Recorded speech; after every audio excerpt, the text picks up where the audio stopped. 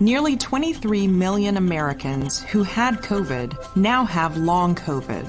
This means they have COVID-related symptoms more than 3 months after recovering from COVID-19.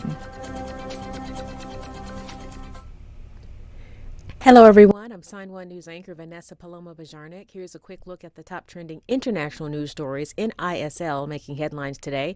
If you post an interesting comment about this update, we may add it at the bottom of the screen. We have an update to a story we told you about last week. 45 bags containing body parts were found in a ravine near Guadalajara.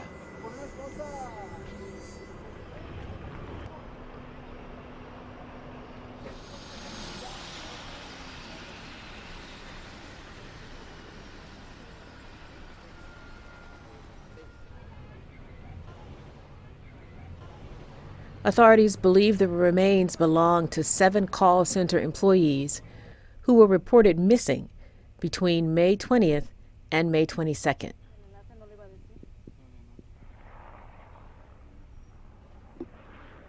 Forensic tests confirmed that the body parts belong to the 7 employees.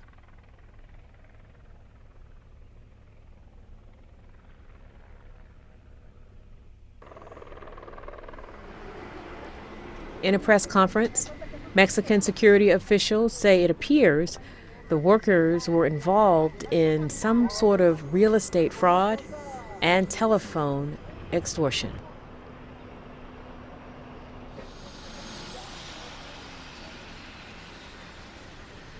CNN could not independently verify those claims. Joran Sloot, the prime suspect in the 2005 disappearance of Alabama teenager Natalie Holloway. U.S. FBI agents transferred Joran Sloot from a prison in Peru to the U.S. this week.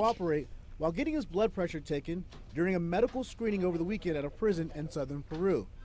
Sloot was then put back in handcuffs. He is the prime suspect in the disappearance of Natalie Holloway. Outside Lima, where Peruvian officials say Holloway was a U.S. teen who was last seen with the Dutch national and 2 others 18 years ago in Aruba. Transferred to Alabama temporarily in order to face charges related to an alleged plot to extort Holloway's family after her disappearance while on a 2005 graduation trip in Aruba.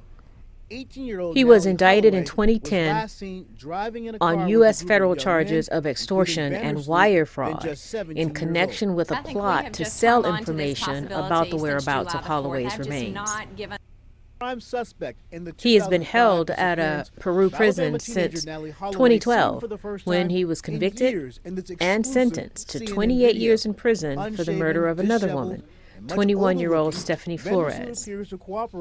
While getting his blood pressure taken during a medical screening over the weekend at a prison in southern Peru.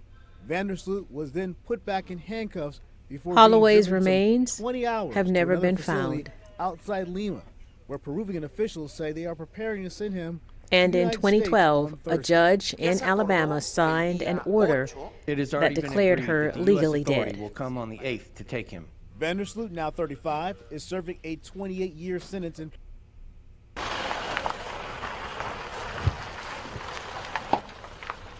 Kathleen Folbigg has been called Australia's worst female serial killer. My stinky shoes are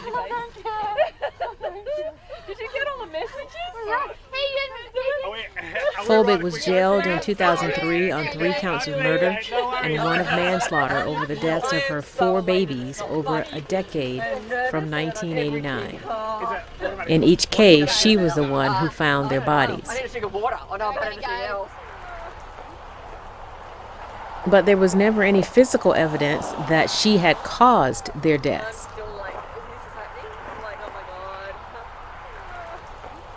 This week, she walked free after serving 20 years behind bars for killing her 4 children. That's okay. Turn around anywhere. Turn around anywhere. Authorities say she was freed based on preliminary findings of an inquiry that found reasonable doubt as to her guilt for all 4 deaths. I am so elated. Not funny. I'm nervous.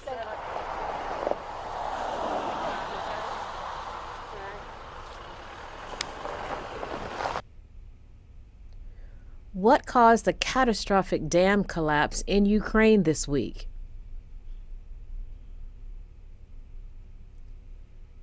There still has been no official cause given.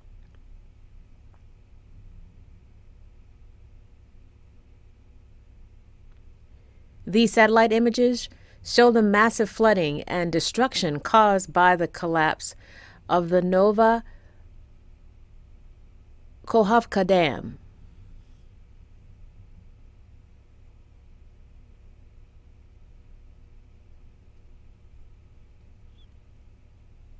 According to a regional military commander, 600 square kilometers of Kherson region flooded.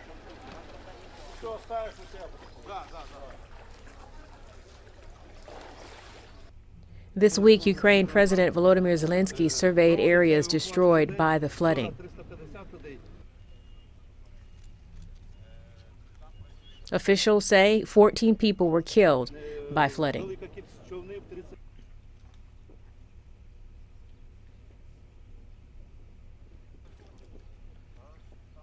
The catastrophe destroyed villages, flooded farmland, cut off power and clean water for tens of thousands of people, and caused massive environmental damage.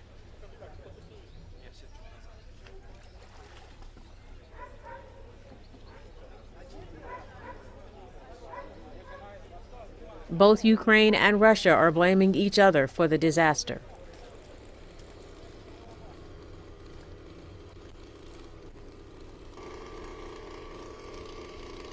NATO military officials say it will take some time before they know for sure who is responsible for the destruction of the dam.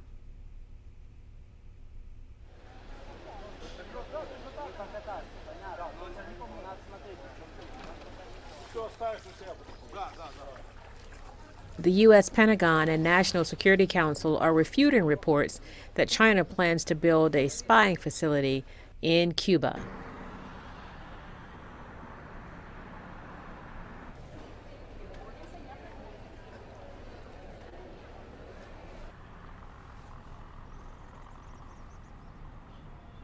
A source familiar with the intelligence said Cuba did agree to let China build a spy facility on its territory.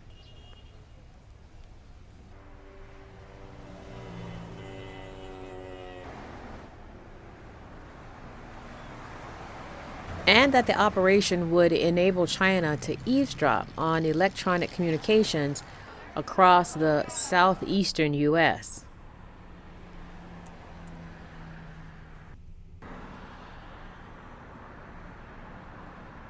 In a news conference, U.S. officials said the reports leaked to the press are not accurate and that there is no evidence of such an agreement.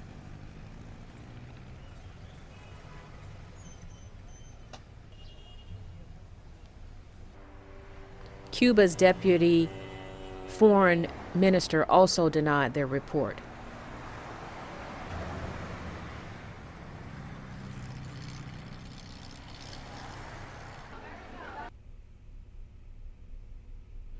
The double-decker airplane seat is making a comeback.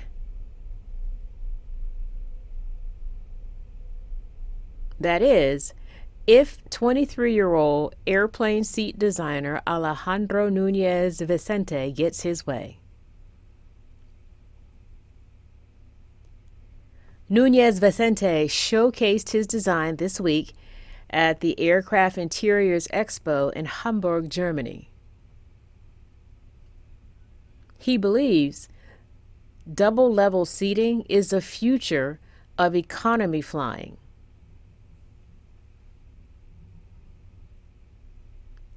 Nunez Vicente's concept went viral recently, igniting furious debates on both sides about double-decker seating. Some people were outraged by the idea. Others were intrigued.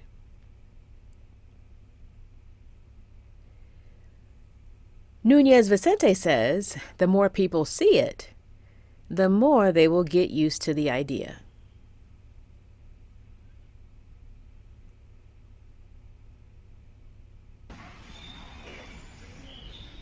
Two Sumatran tigers at the London Zoo had their very first swimming lesson this week.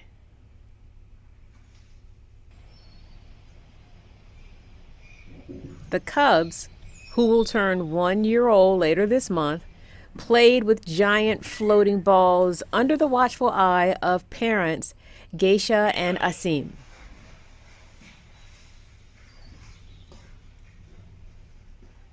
The zoo says tigers are excellent swimmers because of their webbed paws.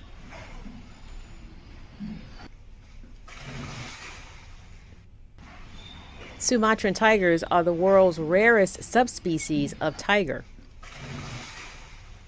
There's only 300 estimated to be left in the wild. These big cats are threatened by hunters and habitat destruction in their native Indonesia.